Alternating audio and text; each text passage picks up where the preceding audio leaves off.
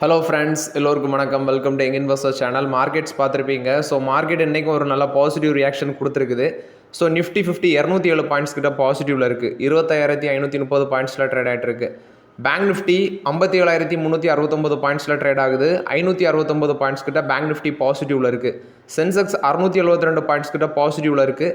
83,278 பாயிண்ட்ஸில் Sensex trade ஆகிட்டு இருக்குது. So market ஒரு நல்ல பாசிட்டிவ் ரியாக்ஷன் இருக்குது. Kotak Mahindra bank 2.5% positive, axis bank 2% மேலே பாசிட்டிவ், ஐசிஐசிஐ பேங்க் 1% மேலே பாசிட்டிவில் இருக்குது, ஹெச்டிஎஃப்சி பேங்கும் 1% பாசிட்டிவில் இருக்குது, Punjab National Bank, State Bank of India, AU Small Finance Bank இதெல்லாம் ஃப்ளாட் பாசிட்டிவில் இருக்குது.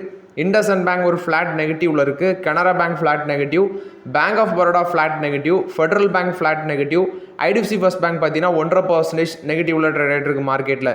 ஃபஸ்ட்டு பார்க்கும்போது நெஸ்லே இந்தியாவோட Q2 ரிசல்ட்ஸ் வந்திருக்குது. ஸ்டாண்டலோன் நெட் ப்ராஃபிட் 753 கோடி பண்ணியிருக்கிறாங்க. 24% விழுந்திருக்கு. ரெவன்யூ 10.6% இன்க்ரீஸ் ஆயிருக்கு. 5,643 கோடியாக இருக்குது. இது போக பார்த்தீங்கன்னா கன்சாலிடேட் பேசிஸில் நெட் ப்ராஃபிட் 17% விழுந்திருக்கு. ரெவன்யூ 10% இன்க்ரீஸ் ஆயிருக்கு.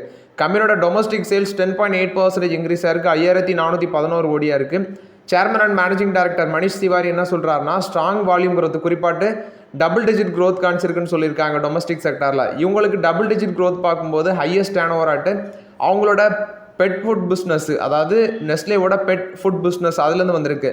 புரினா பெட்கேர் இந்தியாவை 2022 அக்யூசிஷன் பண்ணாங்க. அது அவங்களுக்கு வந்து பார்த்தீங்கன்னா நல்ல ஒரு க்ரோத் காமிச்சிருக்குன்னு சொல்லியிருக்காங்க பெட் ஃபுட் பிஸ்னஸில். இது போக எக்ஸ்போர்ட்ஸ் பார்க்கும்போது 14.4% இன்க்ரீஸ் ஆயிருக்கு. 219.21 crores பார்த்தீங்கன்னா எக்ஸ்போர்ட்டும் பண்ணியிருக்கிறாங்க. ஸோ ஓவரால் ரிசல்ட்ஸ் பார்க்கும்போது ப்ராஃபிட்டே 24% விழுந்திருக்கு. கன்சாலிடேட்டட் பேசிஸில் 17% விழுந்திருக்கு. ஸோ நெஸ்லே இந்தியாவோட ஷேர் ப்ரைஸ் இன்னைக்கு 1,268 ட்ரேட் ஆகிட்டு இருக்கு. நெஸ்லே இந்தியாவோட ஷேர் ப்ரைஸ் 3% மேலே பாசிட்டிவில் இருக்குது. பட் இது ரொம்பவே எக்ஸ்பென்சிவ் இந்த பங்கு. இப்போதைக்கு நம்மளால் வேடிக்கை மட்டும் தான் பார்க்க முடியும். ஏன்னா 78 times கிட்ட ஏர்னிங்ஸில் இருக்கிறாங்க. ஸோ இப்போதைக்கு வேடிக்கை மட்டும் தான் பார்க்க முடியும். L&T ஃபினான்ஸோட Q2 ரிசல்ட் சொல்லியிருக்கிறாங்க. ப்ராஃபிட் 6% இன்க்ரீஸ் ஆயிருக்கு. 735 கோடி பண்ணியிருக்கிறாங்க. டோட்டல் இன்கம் 7.7% இன்க்ரீஸ் ஆயிருக்கு. 4,366 கோடியாக இருக்குது. Total asset under management 15% increase ஆயிருக்கு. 1,07,096 கோடியாக இருக்குது. ரீட்டைல் லோன் புக் 18% எக்ஸ்பேண்ட் ஆயிருக்கு. 1,04,607 கோடியாக இருக்குது. ரீட்டைலைசேஷன் ஆஃப் த போர்ட்ஃபோலியோ 98% இருக்குன்னு சொல்லியிருக்கிறாங்க. Business model fully retail focus பண்ணி வச்சுருக்கிறாங்க. இது போக ரீட்டைல் டிஸ்பர்ஸ்மெண்ட் 25% இன்க்ரீஸ் ஆயிருக்கு. 18,883 கோடியாக இருக்குன்னு சொல்கிறாங்க. கிரெடிட் காஸ்ட் வந்து 2.41% ஆகிட்டு டிக்ளைன் ஆயிருக்கு. 2.59%லேருந்து 2.41% டிக்ளைன் ஆயிருக்கு. ரிட்டர்ன் ஆன் அசட் 2.41% இருக்குது. ரிட்டர்ன் ஆன் ஈக்விட்டி 11.33 பிஸ்னஸாக இருக்குது. பிஸ்னஸ் செக்மெண்ட்ஸ் நீ பார்க்கும்போது ரூரல் பிஸ்னஸ் ஃபினான்ஸ் டிஸ்பர்ஸ்மெண்ட்டில் 6,316 கோடியாக இருக்குது. 16% இயர் பேசிஸில் மேலே போயிருக்கு. ஃபார்மர் ஃபினான்ஸ் டிஸ்பர்ஸ்மெண்ட் 7% விழுந்திருக்கு. 1,654 கோடியாக இருக்குது. Two wheeler finance disbursement 5% increase ஆயிருக்கு. 2,512 கோடியாக இருக்குன்னு சொல்லியிருக்கிறாங்க. இது போக பார்த்தீங்கன்னா இந்த செக்மெண்ட்டில் ஜஸ்பிரீத் பும்ரா வச்சு ஒரு பிராண்ட் அம்பாசிடரை வச்சு ஃபெஸ்டிவ் சீசனுக்கு ஆட் கம்பெனியும் ரன் பண்ணிட்டு இருக்காங்க. பர்சனல் லோன் செக்மெண்ட் வந்து 2,918 கோடி டிஸ்பர்ஸ்மெண்ட் வந்திருக்கு. 114% இயர் பேசிஸில் இன்க்ரீஸ் ஆயிருக்கு. House loan and loan against property 26% expand ஆயிருக்கு. 27,407 கோடியாக இருக்குன்னு சொல்கிறாங்க. அதே இந்த குவார்ட்டரில் மட்டும் 2,713 கோடியாக இருக்குது. எஸ்எம்இ ஃபினான்ஸ் டிஸ்பர்ஸ்மெண்ட் 18% இன்க்ரீஸ் ஆயிருக்கு. 1,468 கோடியாக இருக்குது. புக் சைஸ் 44% இன்க்ரீஸ் ஆயிருக்கு. 7,465 கோடியாக இருக்குது.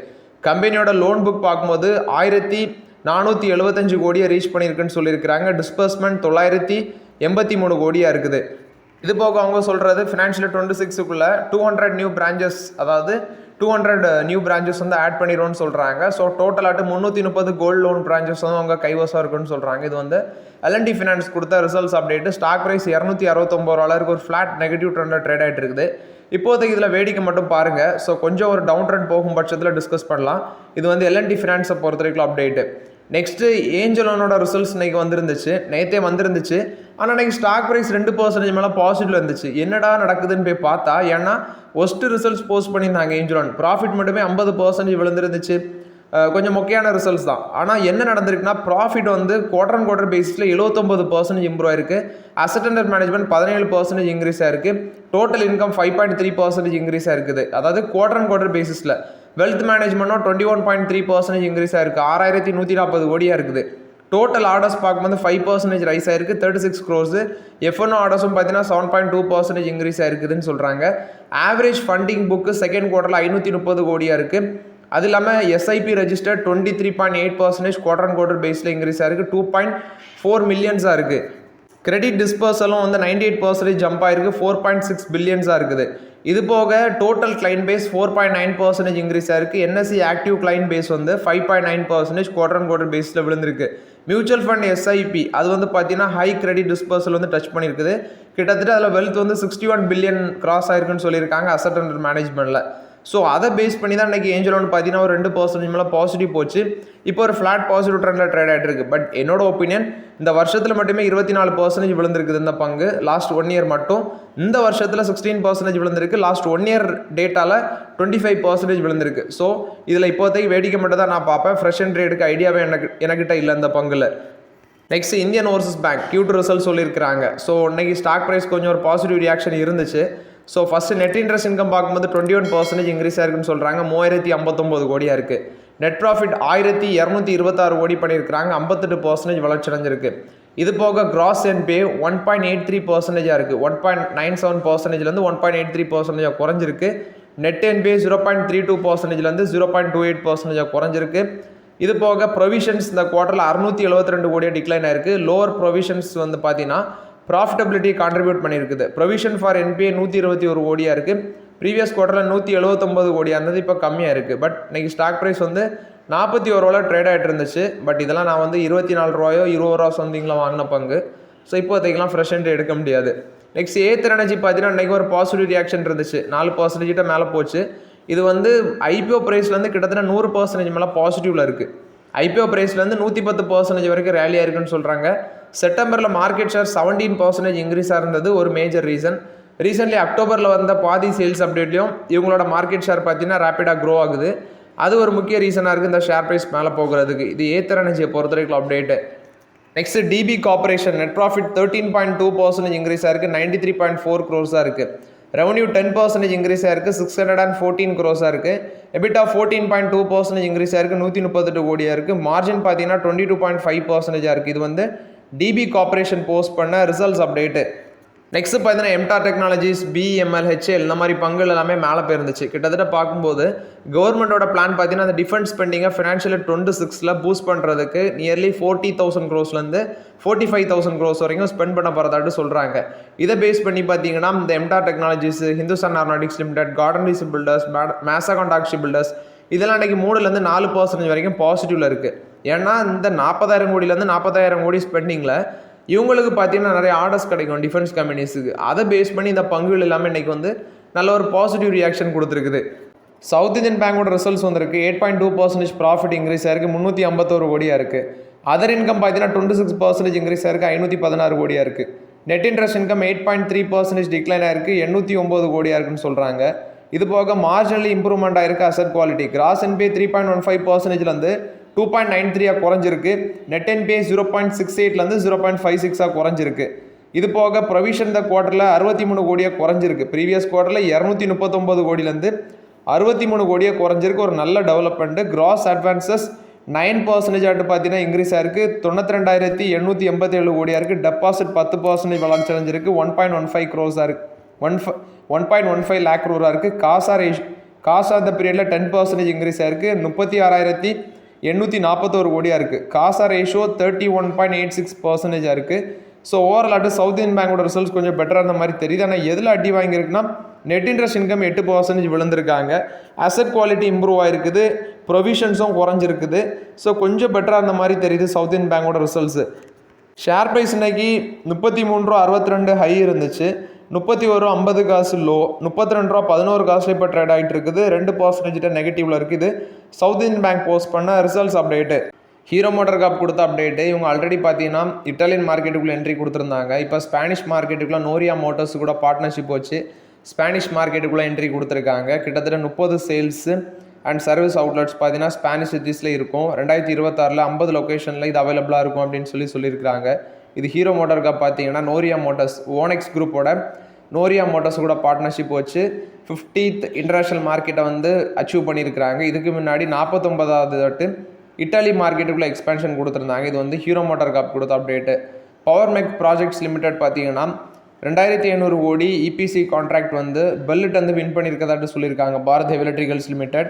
இது 800 மெகாவாட் தெர்மல் பவர் பிளான்ட்டு. இது வந்து பவர் மெக் ப்ராஜெக்ட்ஸை பொறுத்த வரைக்கும் அப்டேட்டு.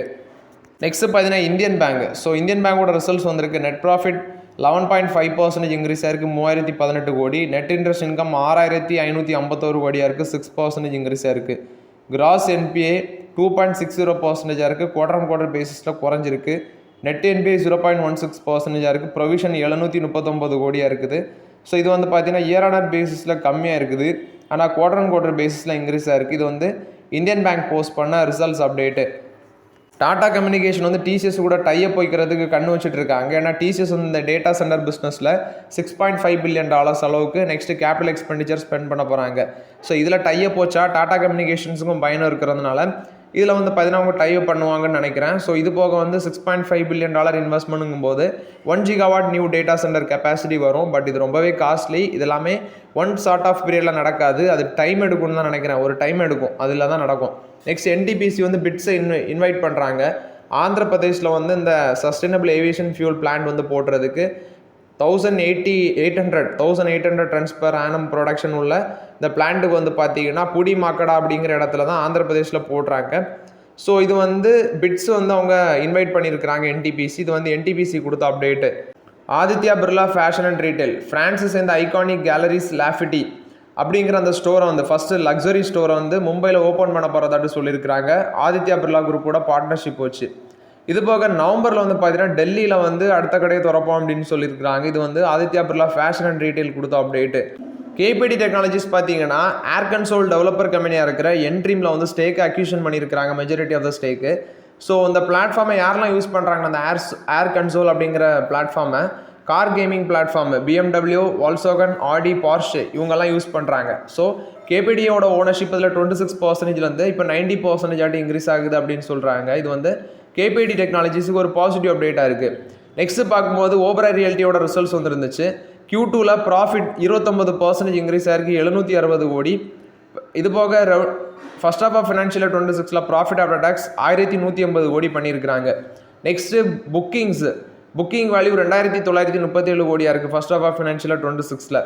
நெக்ஸ்ட்டு அவங்களோட கன்சாலிடேட்டட் ரெவன்யூ 1844 கோடியாக இருக்குது.